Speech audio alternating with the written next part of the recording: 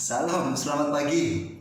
Menjelang siang, pada siang hari ini kita bertemu dalam ibadah Paskah dimanapun sudah berada. Saya ingin bersaudara diberkati baik yang ada di Denpasar, yang ada di Surabaya, Sidoarjo, yang ada di Magetan, yang ada di Kota Sragen, di Karanganyar, yang ada di Kota Solo, Kartosuro, yang ada di Boyolali, yang ada di Semarang, Magelang, Jogja, yang ada di Kota Bandung, yang ada di Jakarta, yang ada di Lampung, yang ada di Kota Medan, yang ada di Kalimantan, yang ada di luar negeri.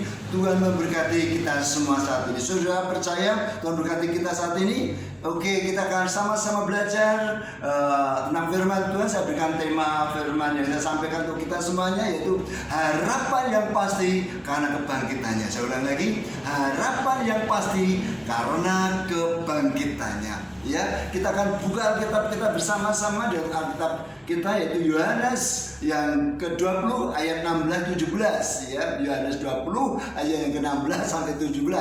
Kata Yesus kepada Maria, Maria.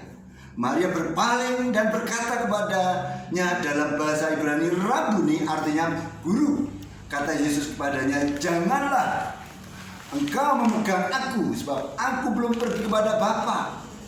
Tetapi pergilah kepada saudara-saudaraku dan katakanlah kepada mereka bahwa sekarang aku akan pergi kepada Bapakku dan Bapamu, kepada Allahku dan Allahmu. Ini satu peristiwa di mana Maria pagi-pagi ingin menengok di kubur Yesus. Namun apa yang terjadi? Yesus sudah bangkit dari kematiannya dan Yesus menemui para murid-muridnya pada saat itu, saudaraku. Dan semua hal yang luar biasa, ya. Luar biasa dan dasarkan apa? Yesus bukan dibangkitkan, sekali lagi, bukan dibangkitkan, namun Yesus bangkit dari kematiannya dan menemui Maria dan berpesan pada murid-muridnya. Satu sejarah yang tidak pernah terlupakan sepanjang masa ini, sepanjang kehidupan ini, sepanjang dunia masih ada ini. Saudaraku yang terkasih, saya berikan tema tadi, harapan yang pasti karena kebangkitannya. Saudaraku, harapan itu apa? Harapan itu kamus bahasa Indonesia adalah kepercayaan akan sesuatu yang diinginkan akan didapatkan. Sekali lagi, harapan itu kepercayaan akan sesuatu yang diinginkan akan didapatkan. Kalau kamus Alkitab lebih jelas, keinginan supaya sesuatu terjadi. Saudaraku, keinginan saudara apa dalam Paskah ini? Ya, harapan kita pasti di dalam Tuhan. Arti kebangkitan Kristus bagi saudara dan saya sebagai orang Kristus, sebagai anak Tuhan, sebagai hamba Tuhan, sebagai orang percaya, kita harus mengerti persis arti kebangkitan Kristus bagi saudara dan saya. Karena apa, saudara? Kematiannya untuk kita dan kebangkitannya pun untuk kita. Saya ulang lagi, karena kematiannya untuk kita dan kebangkitannya untuk kita. Saya ulang lagi, arti kebangkitan Kristus itu apa, saudara? Bagi saudara dan saya, yaitu membangkitkan kita bersama dengan Kristus. Saya ulang lagi, artinya membangkitkan kita bersama dengan Kristus. Ya, di dalam Efesus 2 ayat yang ke-4 sampai 6. Tetapi Allah yang kaya dengan rahmat-Nya, oleh karena kasih-Nya yang besar yang dilimpahkan kepada kita, telah menghidupkan kita bersama-sama dengan Kristus, sekalipun kita telah mati oleh kesalahan-kesalahan kita. Oleh karena kasih karunia, kamu diselamatkan, dan di dalam Yesus Kristus Ia telah membangkitkan kita juga dan memberikan tempat bersama-sama dengan Dia. Puji Tuhan, ya. Karena apa? Dia membangkitkan bersama-sama dengan Kristus, ya. Jadi kebangkitan Kristus nanti, saudara, bahwa Dia akan membangkitkan kita nanti waktu kita sudah mati, dan kita akan dibangkitkan kembali bersama-sama dengan Kristus. Iya, saudaraku, ya. Membangkitkan bersama, dan Dia juga memberikan kita lahir baru. Arti kebangkitan Kristus adalah yang pertama, Dia memberikan lahir baru. Iya, lahir baru 1 Petrus 1 ayat 3. Iya. Terpujilah Allah dan Bapa kita, Tuhan kita Yesus Kristus, yang karena rahmat-Nya yang besar telah melahirkan kita kembali oleh kebangkitan Yesus Kristus dari antara orang mati kepada suatu hidup yang penuh pengharapan. Saudaraku yang terkasih, ya, kebangkitan Kristus, ya, itu membuat kita lahir baru. Tidak mungkin manusia itu lahir baru, namun lahir baru yang dimaksudkan sini apa? Yaitu rohani kita, hati kita, hidup rohani kita lahir mengerti siapa Yesus. Kita dulu tidak mengerti apa itu dosa. Dulu kita tidak mengerti itu apa arti keselamatan. Lalu karena kita lahir baru, pengertian kita, rohani kita diperbarui, istilahnya itu melek rohani kita. Kita menjadi manusia yang baru, lahir baru karena kebangkitannya. Haleluya. Yang selanjutnya adalah yaitu memberi pembaharuan, dari 2 Korintus 5 ayat 17 demikian.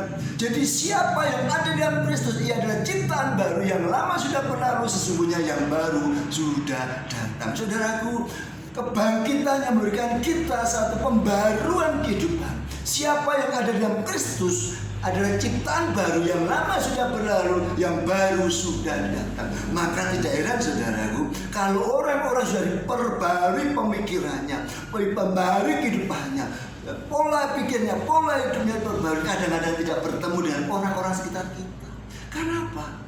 Kita sudah berubah pola pikir kita, perkataan kita, hidup kita. Kadang-kadang sudah kita tidak bisa kompromi lagi dengan prinsip-prinsip dunia, karena kita sudah lahir baru dan kita diperbarui. Waktu saya baru-baru bertobat, saudara, saya sangat sulit.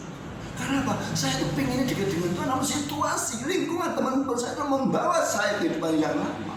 Memuji Tuhan karena saya lahir baru dan pembaharuan. Jika saudara saya bisa menolak setiap ajakan-ajakan yang tidak pernah maksud saya ajakan-ajakan yang kompromi dengan dunia, dan akhirnya bisa berkata tidak terhadap setiap dosa. Saudaraku, pembaruan pikiran, pembaruan hidup diberikan bagi orang-orang yang percaya. Karena apa? Kebangkitannya. Yang ketiga, saudara, selanjutnya kita diberi kemenangan. Kemenangan atas apa? Ya, di dalam 1 Yohanes 4 ayat 4, kamu berasal dari Allah, anak-anakku, dan kamu telah mengalahkan nabi-nabi palsu, sebab roh, ulang lagi, sebab roh, ini roh besar tulisannya, yang ada di dalam kamu lebih besar daripada roh kecil yang ada di dunia. Artinya apa?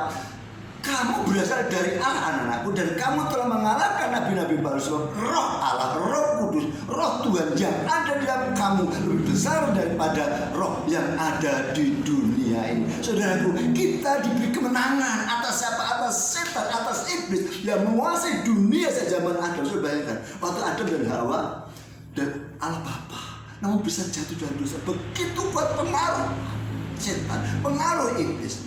Ribuan tahun manusia tersesat, dipengaruhi, dijerat, dijerumuskan, dihancurkannya.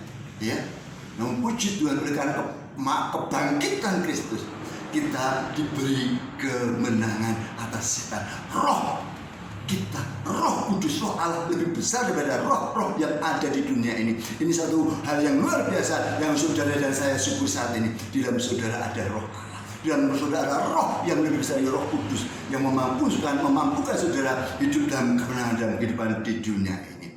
Terus saudara, kita diberi wibawa, ya, wibawa terhadap apa? 1 Petrus 3, ya.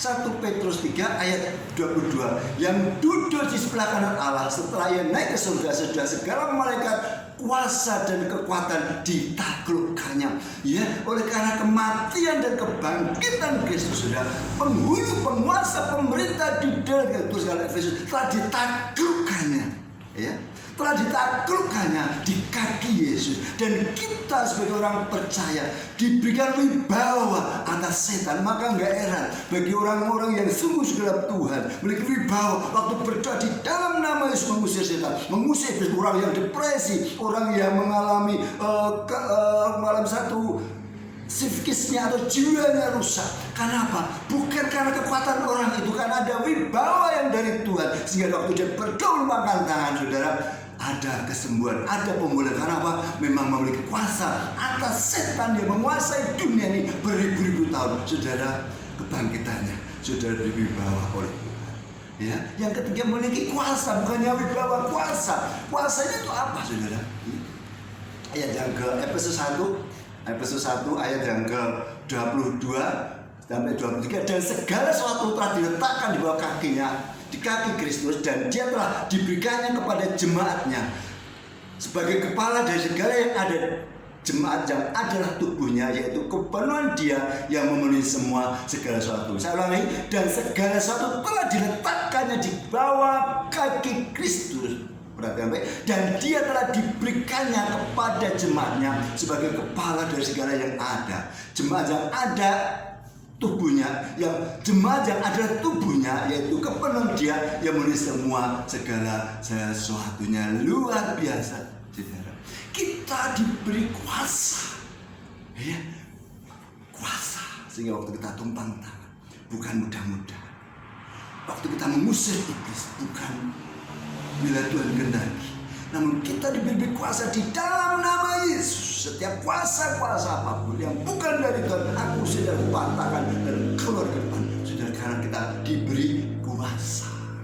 Dan seharusnya kita ini menjadi ahli waris. Kita menjadi ahli warisnya, saudara. Kebangkitan Kristus memulihkan posisi saudara dan saya. Waktu Adam dan Hawa belum jatuh dalam dosa, posisinya Allah, ya. Adam dan Hawa, malaikat, ya, iblis. Namun begitu Adam dan Hawa jatuh dalam dosa, posisinya terbalik. Allah, ya, malaikat, ya, iblis baru manusia. Namun karena kebangkitannya, saudara, posisi kita dikembalikan semula seperti waktu zaman di Taman Eden belum jatuh dalam dosa, yaitu Allah Bapa, Putra, Roh Kudus. Kita orang percaya, malaikat Tuhan baru iblis. Karena apa? Kita telah dikembalikan menjadi posisinya, dan kita memiliki ahli waris di dalam Roma 15 ayat 17, ya, ayat 17. Dan jika kita adalah anak, ya, maka kita adalah juga ahli waris. Maksudnya orang-orang yang berhak menerima janji Allah. Kita menerima hak janji Tuhan. Jangan takut dengan keadaan apapun. Kita telah dipulihkan posisi kita, ya. Posisi kita dipulihkan, kita punya hak, saudara. Janji Tuhan kepada Abraham, janji Tuhan kepada orang-orang percaya, ditulis dalam kita, kembalikan kepada kita saat ini. Ya, ini yang perlu saudara dan saya ketahui saat ini. Nah, yang kedua, kebangkitannya memenuhi seluruh aspek kehidupan kita. Oh, luar biasa. Kebangkitannya memenuhi seluruh aspek kehidupan kita. Yang pertama, menyelamatkan kita dari masa lalu. Roma 6 yang ke-6, karena kita tahu bahwa manusia lama kita telah turut disalibkan supaya tubuh dosa kita hilang kuasanya, agar jangan kita menghambakan diri kepadanya. Saudaraku, ya, kita tidak lepas dari kehidupan masa lalu. Kadang-kadang kita yang sudah setia yang dibawa pikiran kita hidup di masa lalu yang seakan-akan indah, nyaman, namun itu penuh dengan dosa, menjijikkan di mata Allah, kompromi dengan dosa, kompromi dengan iblis, kompromi dengan dunia, kompromi dengan hal yang menjijikkan di mata Tuhan, dan seakan-akan itu indah. Ingin iblis membawa kita ke sana. Ngapain? Kamu ikut Tuhan kalau cumanya seperti itu. Kamu ikut Tuhan tetap menderita. Kamu ikut Tuhan tetap gagal. Rumah tanggamu seperti ini, usahamu seperti ini. Mana buktinya? Mana buktinya? Saudara, iblis lalu membawa ke masa lalu, seakan-akan masa lalu itu indah. Namun ingat, kebangkitannya Yesus, ya, itu menyelamatkan kita dari masa lalu, dan Tuhan membawa kita di masa yang akan datang. Wow, luar biasa, ya. Selanjutnya apa? Kebangkitannya memenuhi seluruh hal kehidupan kita. Yang kedua, yaitu memberikan kekuatan untuk saat ini. Saudaraku yang kekasih, Tuhan memberi kekuatan saudara dan saya saat ini. Saudara, saya tahu banyak orang yang tahu kondisi yang seperti ini.